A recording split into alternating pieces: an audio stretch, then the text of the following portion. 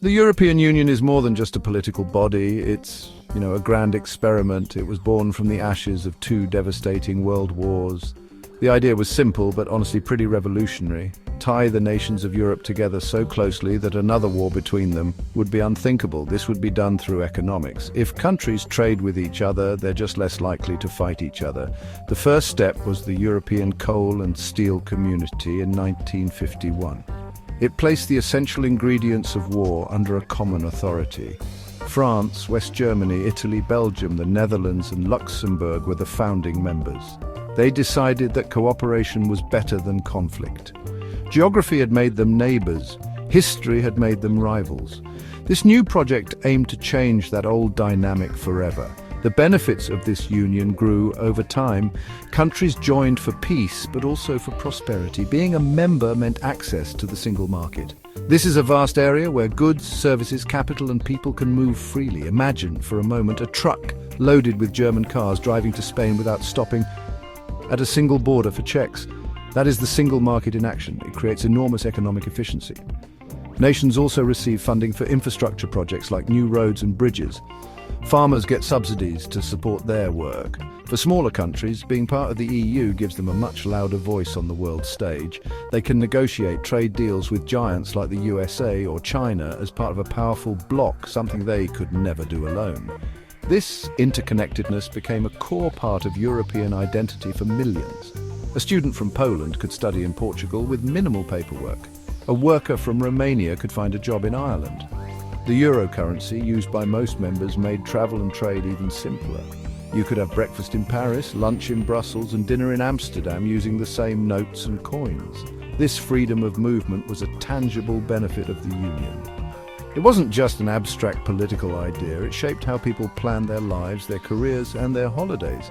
The EU became a backdrop to daily life, a system that promised stability and opportunity across a continent historically defined by its divisions. The Union also fostered a shared sense of security. While NATO is the primary military alliance for many, the EU provides a different kind of safety. It promotes democracy, the rule of law, and human rights among its members. Countries wishing to join must meet these high standards. This has helped to stabilize regions, particularly in Eastern Europe, after the fall of the Soviet Union. The EU acts as a diplomatic heavyweight, using its economic power to influence global events and promote its values. It is a soft power superpower.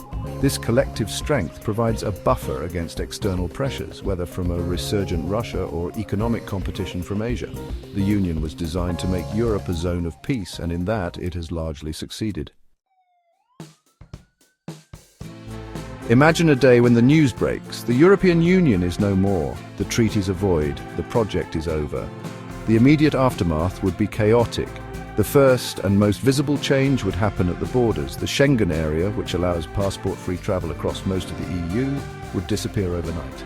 Border posts, long abandoned or used only for customs, would be staffed again.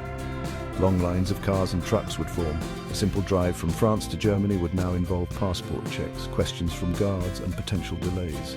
The ease of movement that defined modern Europe would vanish. People who cross borders daily for work would face a sudden and difficult reality. The economic shock would be severe and swift. The single market, the engine of European prosperity, would fracture. Overnight, tariffs and trade barriers would reappear between nations. A Spanish farmer selling olives to Italy would suddenly face new taxes, making his products more expensive and less competitive. A German car manufacturer would find it harder and costlier to source parts from Poland or the Czech Republic. This disruption would ripple through supply chains, causing prices for consumers to rise. Small businesses that rely on cross-border trade might not survive. The economic certainty that underpinned decades of growth would be replaced by a maze of new regulations and costs. For individuals, the changes would be profound. An Irish citizen living and working in Spain might suddenly find their legal status uncertain. Would they need a visa, a work permit? Would their professional qualifications still be recognized? The right to live, work and retire anywhere in the Union would be gone. University students on exchange programs would face similar hurdles. The Erasmus program, which has allowed millions of young Europeans to study abroad, would likely collapse. The web of personal connections woven across the continent would be strained. people would be forced to navigate a complex and unpredictable patchwork of national laws, turning neighbors back into foreigners. Jobs would be lost, and not just a few. Entire industries are built on the foundation of the single market. The aviation industry, for example, thrives on open skies agreements that allow airlines to fly freely between EU cities. Without these, routes would be cut, and airlines would face bankruptcy. The financial sector, heavily concentrated in cities like Frankfurt, Paris, and Dublin, would be thrown into turmoil as the free movement of capital ends. The euro currency would cease to exist, forcing countries to hastily reintroduce their old national currencies. This would trigger massive financial instability. People's savings could be wiped out, and the economic pain would be felt in every household across the continent. In a post-EU world, the continent's geography would not change, but its human landscape would. Europe would become a continent of walls, both physical and economic. Each nation would prioritize its own interests above all else. Trade wars would become common. France might place high tariffs on German cars to protect its own auto industry. In response, Germany might tax French wine. This tit-for-tat protectionism would shrink all economies involved. The continent would become a zero-sum game where one country's gain is seen as another's loss. This is the very mentality the EU was created to prevent. The spirit of cooperation would be replaced by the harsh reality of competition. Travel, once a simple affair, would become a complicated process. A family planning a holiday from the Netherlands to Italy would need to check visa requirements for every country they pass through. They might need different currencies for Germany, Austria, and Italy. The cost and hassle of travel would increase significantly. This would not just affect tourism. Business travel would become more difficult, slowing down commerce. The free flow of people, which fostered understanding and shared experiences, would slow to a trickle.